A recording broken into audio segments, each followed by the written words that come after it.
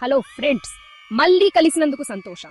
ఈరోజు మనం ఒక చిన్న కొండల మధ్య ఉన్న ఎరి కవ్విందాం. ఇద్దరు వ్యక్తుల జీవితాల గురించి ఈ కథ.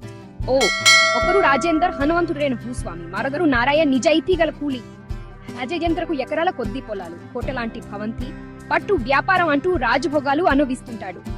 నారాయణ్ మాత్రం ఒక చిన్న గుడిసెలో కుటుంబంతో కలిసి కష్టపడి జీవనం సాగిస్తుంటాడు. ఒకరోజు సాయంత్రం రాజేందర్ తన కొత్త పట్టు వ్యాపారం సందర్భంగా ఒక పెద్ద విందు ఏర్పాటు చేస్తాడు. రకరకాల బిర్యానీలు, కూరలు, తికి పదార్థాల వాసన అంతా వ్యాపించింది. కానీ విందుకు ధనవంతులను మాత్రమే ఆహ్వానించాడు. నారాయణ్ అలసిపోయి పని ముగించుకొని ఇంటికి వెళ్తున్నప్పుడు రాజేందర్ భవంతి నుండి వచ్చే ఆహార పరిమరాన్ని అడ్రాయించాడు. ఆకలితో అతని కడుపులో గురుగులు వినిపించాయి. అయ్యో, ఒక ముందన దొరికితే బాగుండు అనుకో.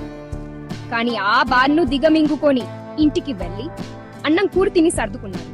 ఆ రాత్రి ఒక విచిత్రం జరిగింది. విందు ముగిసిన తర్వాత రాజేందర్ సేకులు మిగిలిపోయిన ఆహారాన్ని బయటపడేశాడు. మరుసటి రోజు ఉదయం కాకులు ఆ ఆహారాన్ని తింటూ కనిపించాయి. నారాయణ్ ఇది చూసి, ఈ రోజు కాకులు కూడా మనం కల్లో కూడా ఈహించని భోజనం చేస్తున్నాయి. ఈ ధనవంతుడి దర్పానికి మనకు ఒక్క ముద్ద కూడా దొరకలేదు అని బాధపడ్డాడు. నిరాశతో అతను తన భార్యతో, మన జీవితమంతా కష్టమే, రోజంతా కష్టపడి పని చేసినా మనకు మంచి భోజనం కూడా దొరకడం లేదు.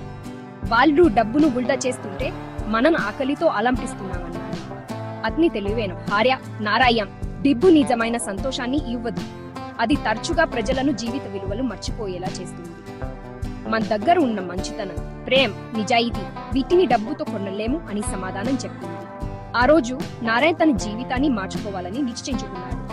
ధనవంతులను చూసి అసూయపట్టం మానేసి నైపుణ్యం గల వడ్రంగిగా మారడానికి శిక్షణ తీసుకున్నాడు. కాలక్రమేణా అతని కష్టానికి తగిన ఫలితం దక్కింది. కుటుంబానికి మంచి భోజనం అందించడమే కాకుండా ఇతరులకు కూడా సహాయం చేయగలిగాడు.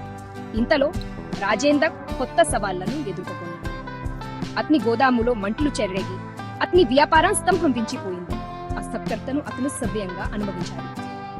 మార్గదర్శకత్వం కోసం రాజేందర్ నారాయణను సంప్రదించి తన జీవితాన్ని ఎలా పునర్నిర్మించుకోవాలో అడిగాడు.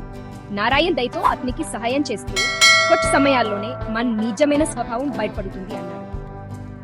రాజేందర్ చాలా ముతుడి మార్పును స్వీకరించాడు. ఆ రోజు నుండి తన సదను సమాజం యొక్క మంచి కోసం ఉపయోగించాలని నిర్ణయించుకున్నాడు.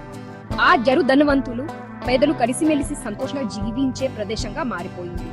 కాబట్టి గుర్తుంచుకోండి, డబ్బు లేదా పేదరికం తాతకాలక, కానీ దై కష్టపడి పని చేయడం ఆ కథ ఎల్లప్పుడూ ఒక వ్యక్తిని నిలబెట్టాయి. నిజమైన సంపద మన చేతుల్లో కాదు, మన హృదయాల్లో ఉంటుంది.